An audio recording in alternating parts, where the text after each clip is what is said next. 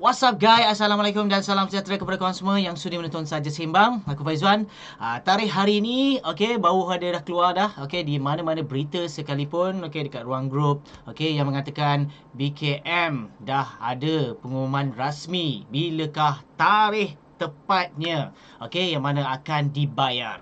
Tapi sebelum tu guys, bagi korang yang belum subscribe ke channel ini, please klik button subscribe dan jangan lupa share dan juga like video ni guys. Mungkin agak menduka citakan dari segi kenyataan dan pembayaran untuk fasa pertama.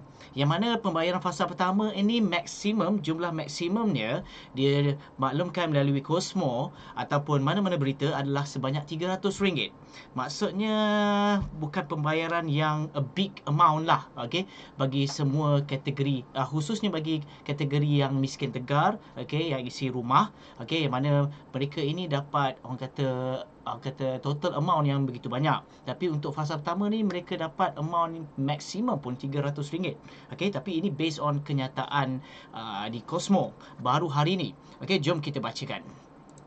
Kalau kita lihat dekat sini, bayaran fasa 1 BKM bermula 28 Mac ini.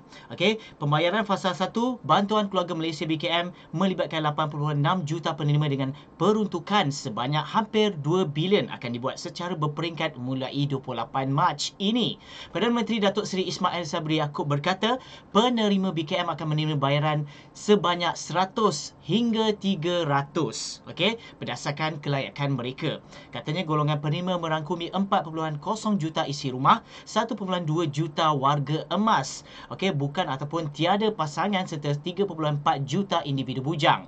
Maksudnya bujang pun dapat juga untuk fasa pertama. Setiap penerima yang layak akan menerima bayaran secara berperingkat mulai 28 Mac 2022 melibatkan peruntukan berjumlah hampir 2 bilion. Pembayaran ini juga bagi meringankan beban kewangan rakyat, terutamanya dalam menyambut bulan Ramadan. Katanya dalam satu kenyataan hari ini, Ismail Sabri berkata, bagi memastikan program BKM disasarkan kepada mereka yang benar-benar layak, tempoh permohonan rayuan akan dibuka. Ingat guys, dibuka mulai 2 Mei depan untuk tempoh sebulan. Beliau menjelaskan proses itu adalah bagi mempertimbangkan semula, kalau kita tengok sini, permohonan yang tidak diluluskan dengan memberi ruang untuk mengemukakan rayuan beserta dokumen yang berkaitan untuk disemak semula oleh lembaga hasil dalam negeri. Kerajaan sentiasa peka dengan keperluan semasa dan akan terus komited dalam memastikan kesejahteraan keluarga Malaysia, terutamanya kumpulan sasar, katanya. BKM adalah sebuah inisiatif bantuan tunai langsung yang diumumkan kerajaan di dalam Belanjawan 2022 bagi memanfaatkan golongan B40.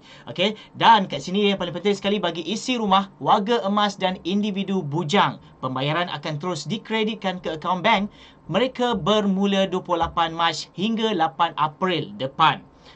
Penerima yang tidak mempunyai akaun bank termasuk di Sabah dan Sarawak pula akan menerima bantuan tersebut pada 30 Mac. Ini menerusi cawangan Bank Simpanan Nasional. So korang akan dapat macam biasalah, bagi mereka yang mempunyai BSN, yang mana di direct pergi ke BSN, so korang akan dapat lebih awal lagi lah, daripada biasalah. Di awal tu ini termasuk sepatutnya kalau macam Sabah Sarawak ni, kalau macam biasanya kalau kita tengok history, mereka ni selalunya dapat lambat sikit. Tapi ni kiranya awal jugalah. So macam mana korang buat semakan? First nanti kalau dah diumumkan ni, bila-bila masa dia akan maklumkan. Kau boleh tengok ke website bkm.hasil.gov.my. Kalau dia bagi tahu je tarikh 28 Mac ni, bermulanya bayar, maksudnya sebelum itu korang boleh buat semakan sama ada korang lulus ataupun tidak. So ingat guys, pergi ke website yang betul sahaja, bkm.hasil.gov.my. Itu saja perkongsian aku dalam episod kali ini. Diharap sedikit semangat memberi info yang terkini daripada channel Saja Sembang. Bagi korang yang belum subscribe ke channel ini guys, please klik button subscribe dan jangan lupa share dan juga like video ni guys. Aku Faizwan. Assalamualaikum.